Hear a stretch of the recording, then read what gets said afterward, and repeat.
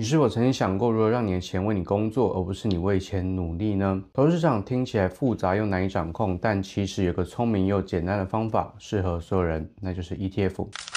Hello，大家好，我是子祥，你的 ETF 领航员。我想，不管做任何投资，一定都要先认识风险，然后评估这个投资标的开始。ETF 当然也是投资工具的一种，我们才不会被投信业者或者广告，还有一些网红、投资老师目眩神迷的文字给吸引，就傻傻的买下去了。你真正知道自己投资的是什么，才能够对自己买的股票负责。投资股票或 ETF，其实就像你自己的孩子，真的要好好了解他们，好好爱护他们。不知道大家有没有听过一句广告台词？投资一定有风险，基金投资有赚有赔，申购前应详阅公开说明书。这句话真的是念得超级快，每次我都听不太懂在讲什么。我跟多数人一样，也是听不太懂。但这句话其实只有一个重点 ，ETF 本质上也是基金的一种，所以想要知道 ETF 存在哪些风险，那我们就可以去看公开说明书。那到底公开说明书又要去哪里找呢 ？ETF 都是投信公司发行的，所以我们都可以去投信的官网找到。例如元大台湾50，你就知道这是元大投信发行的。国泰永续高股息就是国泰投信发行的。那我们就用国泰永续高股息00878来举例好了。我们就在国泰投信官网 ETF 专区找到国泰台湾 ESG 永续高股息 ETF 基金的公开说明书，打开发现有非常多页，应该100万个有投资00878的股民大概都没有看过，有看过的可能趋近于零。但我自己投资的标的公开说明书当然是有看过的，但也只是挑个重点，全部看完真的是太难了。不过没关系，我们今天的重点是要了解 ETF 的风险，所以我已经帮大家整理好了，不管观众朋友现在是用手机、用平板或是用电脑，都可以一起打开投信官网的公开说明书来看看。我们直接翻到00878公开说明书的第43页，从第43页到第47页就有揭露出哪些投资风险，而里面的项目也是多数 ETF 共同的风险。那我就来跟大家介绍这5页非常长的内容，分别有12项。第一项，类股过度集中之风险；第二项，产业景气循环之风险；第三项，流动性风险；第四项，外汇管制及汇率变动之风险；第5项，投资地区政治经济变动之风险；第6项，商品交易对手之信用风险；第7项，投资结构式商品之风险；第8项，受益凭证分割或反分割作业风险；第9项，其他投资标的或特定投资策略之风险；第10项，从事证券相关商品交易之风险；第11项，出借所有持有之有价证券或介入有价证券之相关风险；第12项，其他投资风险。这12项只念了这些大方向，每个大项目下面还有更详细的解释，也可能会有1之1、1之2、1之3这些细项，非常多，大家可以自行去翻阅。投资 ETF 风险真的是很多，刚念起来全部都是风险，感觉突然变得很可怕。我相信大家心里想的应该是听君一席话，如听一席话，因为讲了12个，但好像又没有讲，大家可能就已经把影片关掉了，因为真的太复杂了。没关系，我们还是很贴心，有做了一些整理。除了考量 ETF 公开说明书提到的各式各样风险之外，我也有加入自己投资 ETF 的心得，其中有5个风险比较重要。第一，被动式投资风险。ETF 是被动投资的一种，经理人不会根据自己的意志调整投资，而是根据指数选股策略执行。如果指数策略本身有问题，投资者只能承受损失。第二，系统性风险。ETF 虽然持有多档股票，但无法避免大环境风险，如金融海啸、疫情等全球性危机。第三，追踪偏离风险。ETF 报酬应贴近指数，但因费用、交易成本等原因，实际可能会与指数有差距。第四，折溢价风险。ETF 市价与实际价值存在差异，过高的溢价可能让投资者一买入就亏损。第五，流动性风险。市场成交量不足， ETF 可能卖不掉或买不到，但其实大市值、交易大的标的可以降低风险。此外，对于投资海外型 ETF 如 S&P 500，还需要注意以下2点。第一，市场波动风险。海外股票无涨跌幅限制，价格波动可能更大。第二，汇率风险，海外 ETF 以外币计价，汇率波动会影响收益。今天说的这5点，外加2点，就是投资 ETF 前应该认识的几个重要风险。希望这些分享能帮助大家在投资 ETF 前做更充分的准备。如果你也想知道如何搭配自己的配息型 ETF， 我也准备配息型 ETF 的图表送给你哦，里面帮你整理了资产规模前4大季配型 ETF， 透过配息月份错开，组成属于自己的每月配息组合。赶快加入我的官方 LINE@